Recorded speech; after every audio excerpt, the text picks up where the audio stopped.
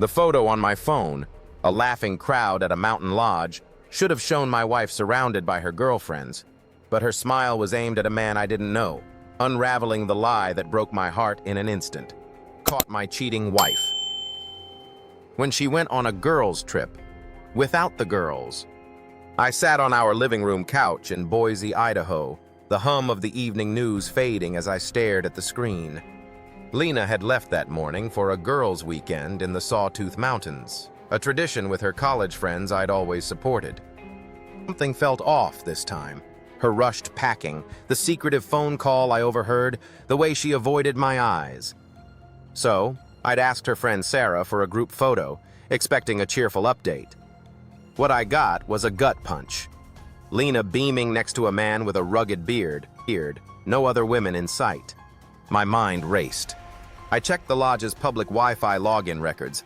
Years of tech support work had its perks, and found Lena's device paired with his, logged in from a remote cabin, not the main lodge. The girls' trip was a cover for a romantic getaway with this stranger, later identified as Paul, a hiking guide she'd met on a work trip. I drove out that night, the mountain roads winding under a starless sky, my heart a mix of fury and fear. At the cabin, I saw them through a window, Lena in his arms, laughing as if I'd never existed. I recorded it, my hands shaking, then left before she saw me. Back home, I confronted her when she returned, the video playing on our TV. Her face drained of color, excuses tumbling out. It was a mistake, just a fling, I didn't mean to hurt you. But the lie cut deeper than the affair. We'd built a life together, me as a teacher, her as a marketing manager, our shared dreams of a family, now tainted by her deception. She moved out that week, leaving me in a house that echoed with her absence. The months that followed were a storm of grief and self-doubt. I threw myself into my students, their questions about life, grounding me. One day, I found a note Lena had left behind, a scribbled apology. I lost myself. Not you. I'm sorry. It stirred something.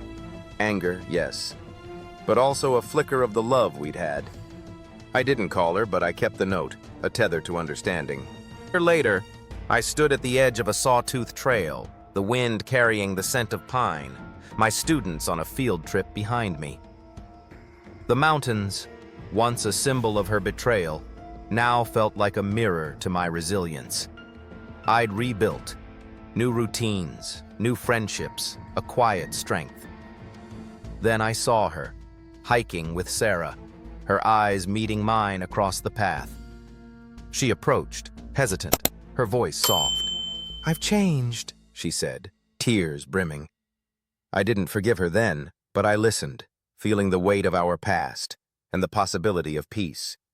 As the sun dipped, painting the peaks gold, I walked away with my students, my heart lighter, not for her, but for the man I'd become, forged in the fire of her lie and tempered by my own courage.